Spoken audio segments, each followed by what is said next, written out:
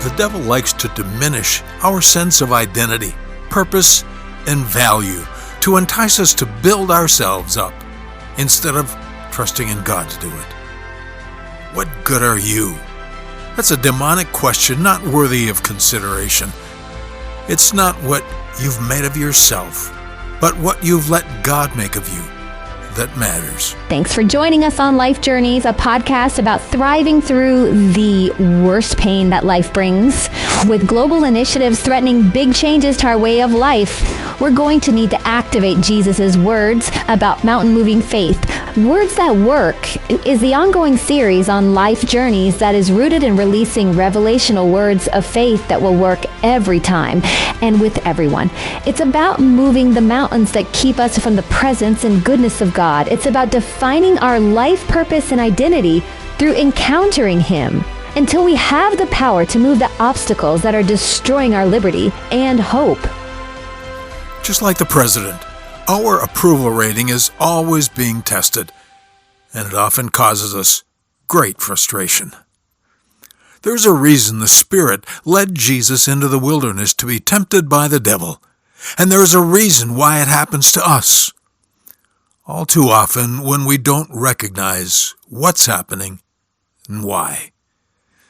There's also a reason why Jesus taught us to pray and lead us not into temptation, but deliver us from evil. A man said, God, this that I'm going through right now is killing me. I'm afraid, angry, frustrated, and growing very impatient.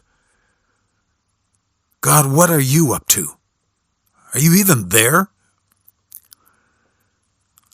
The other day at lunch, I opened a bottle of electrolyte with my shaking hands, and it spilled all over. I'm sitting in my recliner with my laptop open, and it went everywhere. The keyboard, my shirt and pants, the chair, and the carpet. I couldn't stop it.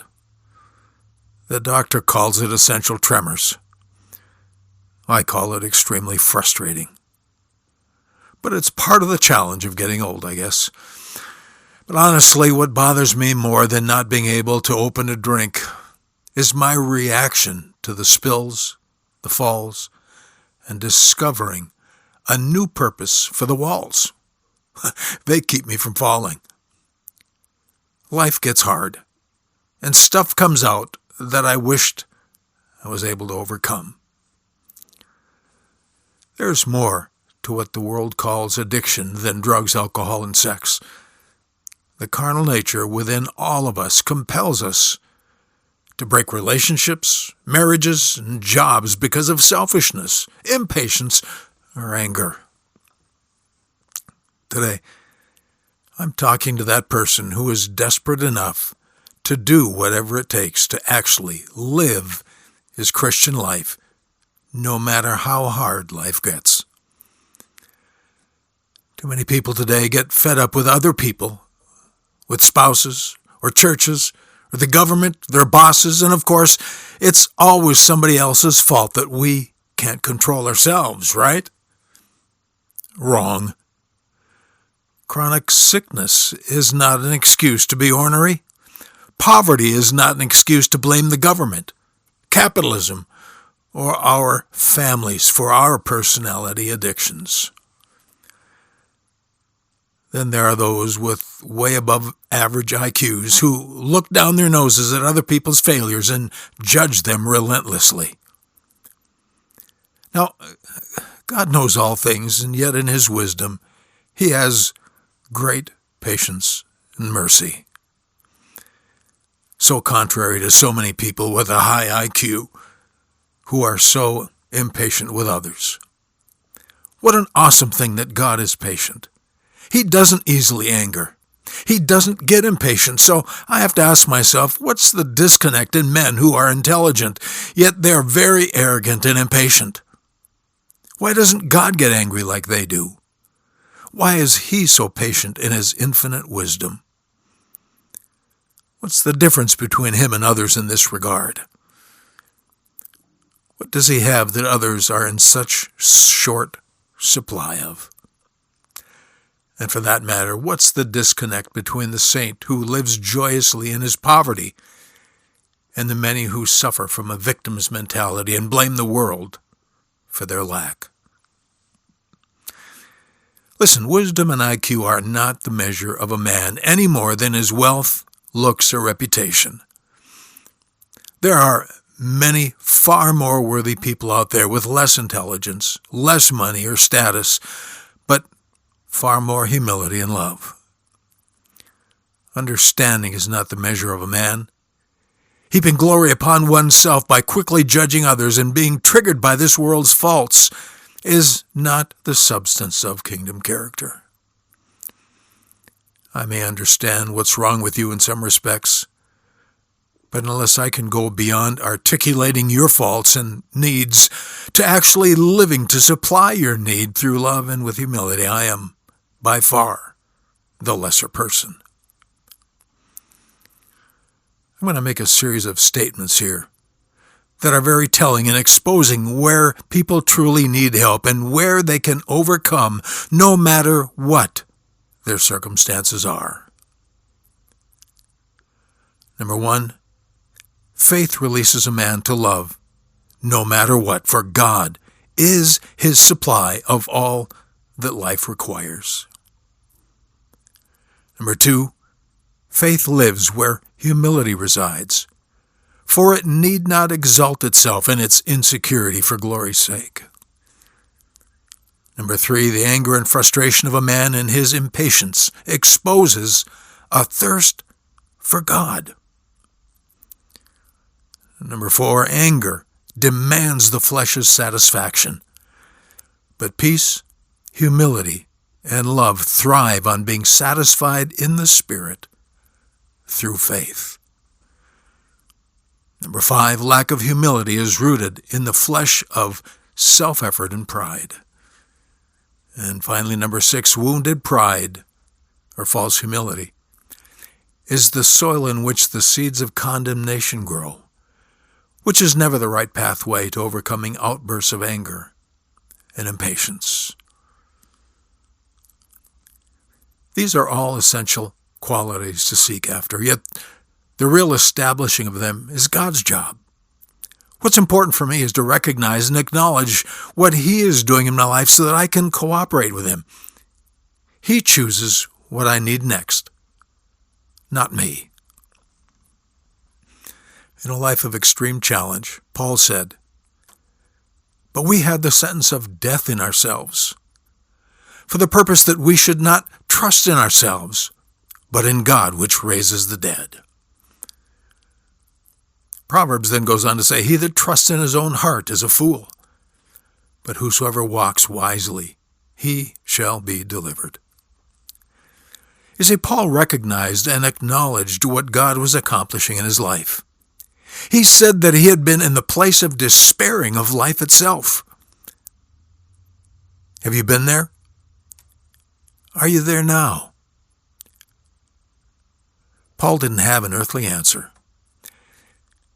He was at a total loss from every human perspective. Imagine knowing you're in the will of God, yet you feel like you could lose your life at any moment. What have I done wrong, oh God? But Paul came to understand why. This seemed like a death sentence to him, which he accepted so that he wouldn't live his life trusting in himself, but in God. He will deliver us, Paul would confess. Yet he was martyred. But that was a different issue. Paul's death sentence taught him how to live. His martyrdom showed us how to die. Paul said to live is Christ, and to die is gain. His situation is different from yours and mine, but the eternal principles still apply perfectly. God's not after a man with a healthy body. He's after a man who learns to trust him with an unhealthy body. Oh, Paul wasn't so much sick as he was persecuted, but the daily attitude of his mind and heart was the same. I could die today, and it's okay. Christ is my life.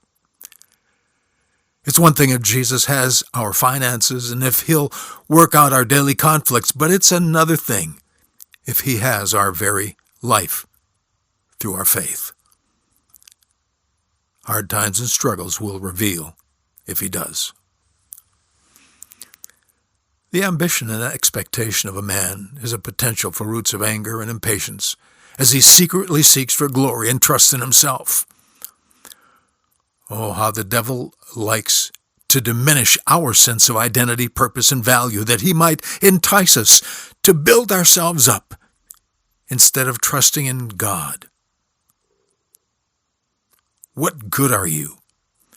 Is a demonic question, not even worthy of our consideration. It's not what you've made of yourself that counts. It's what you've let God make of you that matters. Pursue God's love and faith, and don't despise the development of humility. That's hard, you say. It's supposed to be hard. But there's a very positive purpose behind it. Understand it and embrace it. Don't be afraid of death to self. God's love will carry your faith to the places of peace. Humility is actually a place of great peace, as your striving finds a place of rest. When we fail to trust in God, that's when we're tempted to trust in ourselves.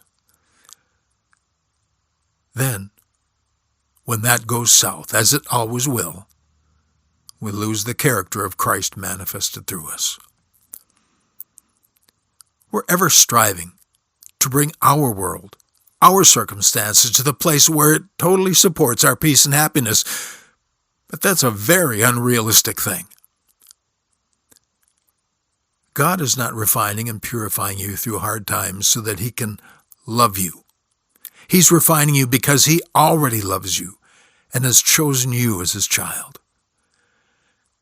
It's just that it's hard for us to come to the place where we no longer trust in ourselves in some of the deepest levels of our understanding. God is well able to lead us through the valleys that will cause us to bring everything to him in prayer. He can supply all we need to be at peace and live in love.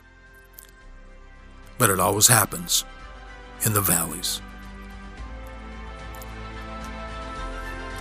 You can unlock the presence of God in your life. There are revelation principles that remove the mountains, keeping us from joy, hope, peace, and purpose when our world gets turned upside down.